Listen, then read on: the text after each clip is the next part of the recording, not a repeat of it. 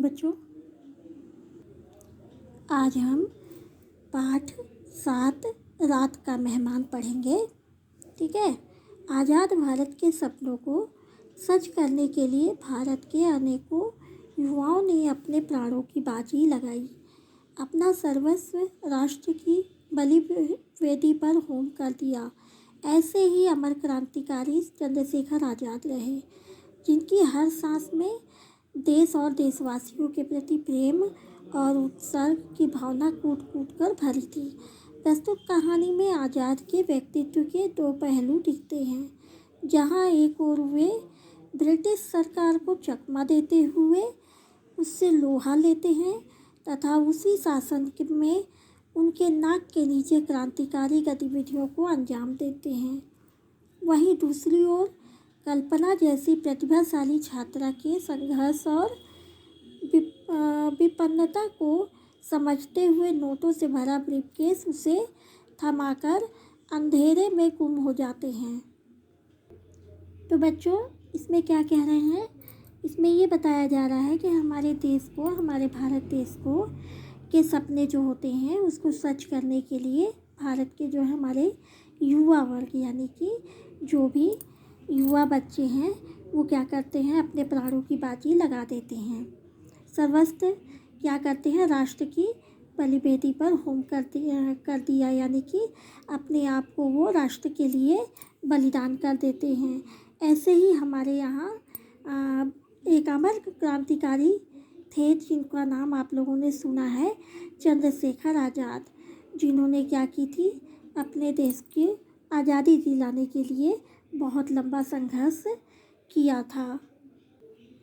तो इस पाठ में जो है चंद्रशेखर आज़ाद के बारे में ही बताया गया है और उनके दो व्यक्तित्व के बारे में इस कहानी में बताई गए हैं, जिसमें कि ब्रिटिश सरकार, जिस समय अंग्रेज़ों का ज़माना था, उस समय आज़ादी दिलाने के लिए ये क्या करते थे, अपने क्रांतिकारी थे और अपने देश को आज़ादी दिलाने के लिए बहुत लड़ाई लड़े।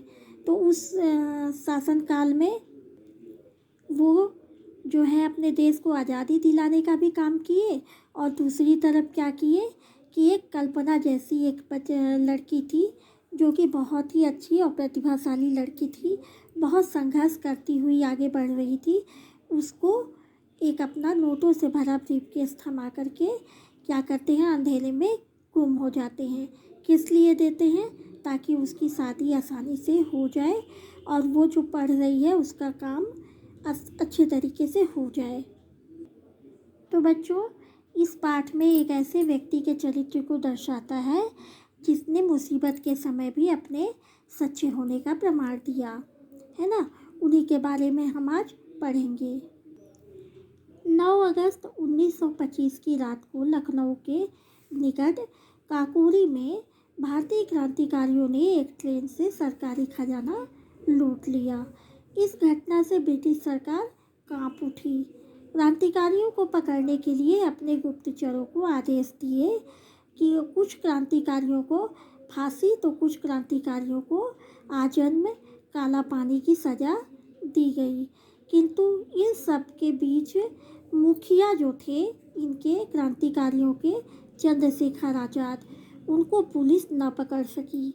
मुखबिरों की सूचना के अनुसार देहरादून एक्सप्रेस में आज़ाद को पकड़ने हेतु क्या किया गया, बहुत बड़ी संख्या में पुलिसकर्मी सादे लिबास में यानी सादे कपड़े में तैनात किए गए थे। किंतु फिर भी आज़ाद देहरादून से बनारस तक का सफ़र तय किए, अंग्रेज़ों के हाथ भी नहीं आए, उनको कोई पकड़ नहीं पाया और वो पुलिस को चकमा देने के लिए आज़ाद बीच में ही क्या करते हैं, उतर जाते हैं ट्रेन से और सिर्फ प्रथम श्रेणी का टिकट मिला। फिर क्या होता है, वहाँ जो है अंग्रेज़ों को एक प्रथम श्रेणी का जो है टिकट मिलता है, जिसमें पीछे लिखा रहता है टिकट के पीछे कि मुझे जीवित पकड़ना असंभव है, आज़ाद। हाथ में अटैची लिए आज़ाद पैदल ही लाटूस रोड पर बढ़ रहे थे। पुलिस वालों से बचने के लिए उन्होंने एक घर में क्या की, शरण लेने की सोची। मतलब वहाँ रुकना चाहे वो। तो बारिश में भीगे आज़ाद ने घर में उपस्थित एक वृद्ध महिला से बारिश थमने तक शरण मांगा, यानी कि उनके घर में जा कर के वो रहने के लिए, कुछ देर रहने के लिए जो है बोलते हैं। महिला ने स्वीकार करते हुए अंदर आने को कहा। वृद्ध महिला यानी वो बुजुर्ग महिला थी। बुजुर्ग महिला ने परिचय पूछा। आज़ाद तो कभी झूठ नहीं बोलते थे। उस दिन भी उन्होंने सच ही कहा और अपना परिचय दिया कि मैं चंद्रशेखर आज़ाद हूँ, जिस पर सरकार ने 15,000 रुपये का इनाम रखा है। वृद्ध महिला ने पूछा, तुम्हारा अपराध क्या है? तब आज़ाद ने उत्तर दिया, देशभक्ति। मैं अपने देशवासियों को रोटी, कपड़ा और मकान के लिए दर दर भटकने नहीं देना चाहता। वृद्ध महिला ने आज़ाद का संकल्प सुनकर उसकी प्रशंसा किया और तभी अचानक वह वृद्ध महिला जोर से खांसने लगी। उसको खांसी आ गई, जिसे सुनकर ऊपर कमरे में उसकी बेटी कल्पना बैठी थी, पढ़ रही थी। वो माँ को सहलाने के लिए नीचे आती है और माँ को सहलाती है और पानी पिलाने लगती है। बेटी ने जब आज़ाद के बारे में पूछा तो माँ उसका परिचय देती हैं और कहती हैं, ये रात का मेहमान है, बड़ा और समझदार व्यक्ति है। तब बेटी ने इस मेहमान के लिए पराठे और दही बूरा खाने के लिए परोसा। आज़ाद ने कल्पना से पूछा कि वह क्या करती है। तब कल्पना ने उत्तर दिया कि वह एमए द्वितीय वर्ष से संस्कृत विषय की पढ़ाई कर रही है। खाना खिलाने के पश्चात कल्पना जो है पुनः पढ़ाई करने अपने कमरे में चली गई। माँ ने आज़ाद को बताया कि गरीबी के कारण कल्पना की शादी में बहुत अड़चन आ रही है, यानी कि बहुत समस्या खड़ी हो रही है। वर्तमान में यानी कि अभी वह 20 रुपये ट्यूशन लेकर मासिक ट्यूशन पढ़ाती है, यानी कि वो क्या करती है, ट्यूशन पढ़ाती है, जिसमें वो 20 रुपये ही लेती है, जिससे कि उनका गुजर बसर हो जाता है। इस प्रकार से रात के 2 बज चुके थे। आज़ाद ने अब जाने का निश्चय किया। कल्पना को बुलाकर आशीर्वाद दिया और संसार में कोई काम कठिन नहीं होता है, मन लगाकर पढ़ो, कक्षा में प्रथम आओ, यही आशीर्वाद उसको देता है। उसके बाद कल्पना ने बताया कि वह पहले भी प्रथम आई है और निश्चित ही आगे भी आएगी। ये सुनते ही आज़ाद प्रथम आने हेतु इनाम के तौर पर नोटों से भरी अटैची कल्पना को दी और माँ को प्रणाम कर तुरंत वहाँ से चले गए। और कल्पना उनके जाने के बाद ब्रीफकेस को खोली तो उसमें सैकड़ों रुपए के नोट उसमें रखा हुआ था, जिसको देख करके कल्पना आश्चर्यचकित हो जाती है। और तब वृद्ध माँ जो है वो सोचती है कि शायद कल्पना के विवाह के लिए दिए हैं और वो दरवाजे की तरफ दौड़ती है। तब तक आज़ाद जो है जा चुके रहते हैं और बारिश ने और भी स्वयं भयंकर रूप धारण कर लिया होता है, यानी कि बहुत तेज़ से बारिश हो रही होती है। अंधेरे में वृद्ध महिला जो है वो पता नहीं क्या क्या सोचती रहती है कि ये कहाँ से आए, कौन थे, ब्रीफकेस दिए और चले गए। इस प्रकार से बच्चों अभी हम थोड़ा सा चंद्रशेखर आज़ाद के बारे में जानेंगे, है ना।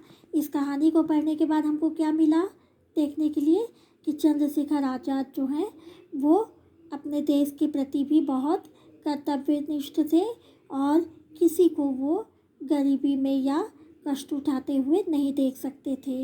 उनकी सहायता करने के लिए भी वो हमेशा तैयार रहते थे। तो इसी प्रकार से हम जो है थोड़ा सा चंद्रशेखर आज़ाद के बारे में जानेंगे। चंद्रशेखर आज़ाद जो है क्रांतिवीर चंद्रशेखर आज़ाद का जन्म जो है मध्य प्रदेश के झाबुआ जिले के भाभरा नामक गांव में हुआ था। उनके पिताजी एक बहुत साधारण सा काम करते थे और चंद्रशेखर की प्रारंभिक शिक्षा यानी कि शुरू की जो शिक्षा थी उनकी पढ़ाई लिखाई भाभरा में ही हुई और आगे की शिक्षा के लिए वो बनारस चले गए। वहाँ पर उन्होंने अपनी पढ़ाई की और वहाँ वे स्वतंत्रता आंदोलन में भाग लेने लगे। एक बार किसी सत्याग्रह में वे पकड़ लिए गए। तब मजिस्ट्रेट जो वहाँ के जज थे उन्होंने पूछा, तुम्हारा नाम क्या है? तो चंद्रशेखर आज़ाद बोले, आज़ाद। तुम्हारे पिताजी का क्या नाम है? तब बोले, स्वतंत्र। तुम्हारा निवास कहाँ है? जेल खाना। न्यायाधीश इन प्रश्नों के उत्तर सुनकर बिगड़ गए, यानी कि जज जो हैं वो बिगड़ जाते हैं, बहुत गुस्से में आ जाते हैं। फिर उसने उन्हें 15 बेत मारने की सज़ा सुना दी। जो जज रहते हैं वो क्या करते हैं, आज़ाद को 15 बेत मारने की सज़ा सुनाते हैं और उन्हें जो है 15 बेत लगाए जाते हैं। उसके बाद हर बेत पर उन्होंने आवाज़ बुलंद करते हुए कहा, भारत माता की जय। वे तभी से क्रांतिकारियों के संगठन में शामिल हो जाते हैं और अंत में इलाहाबाद के अल्फ्रेड पार्क में पुलिस से उनकी बहुत अधिक मुठभेड़ हो जाती है, यानी लड़ाई हो जाती है। उनकी पिस्तौल में एक गोली बची हुई थी, वह उन्होंने अपनी कनपटी में मारकर अपना जीवन समाप्त कर लिया। अल्फ्रेड पार्क में उनकी समाधि बनी हुई है और वह पार्क अब आज़ाद पार्क के नाम से जाना जाता है। उसका नाम बदल करके आज़ाद पार्क रख दिया गया है। तो बच्चों, ये थी चंद्रशेखर आज़ाद की कहानी। चंद्रशेखर आज़ाद के रंग रंग में जो है अपने देश के प्रति बहुत अधिक प्यार और देशभक्ति था। वो जो है अपने देश के प्रति हमेशा तैयार रहते थे और उन्होंने शुरू में ही कह दिया कि मैं आज़ाद हूँ, मुझे पकड़ना नामुमकिन है। तो इसीलिए वो कभी पुलिस के हाथ नहीं आए और इसलिए उन्होंने क्या किया, पुलिस के हाथों से बचने के लिए कि मैं उनके हाथों में नहीं जाऊँगा, उन्होंने अपने ही हाथ से अपने आप को समाप्त कर लिया, अपने जीवन लीला को समाप्त कर लिया। तो बच्चों, यहाँ पर आपका पाठ समाप्त होता है।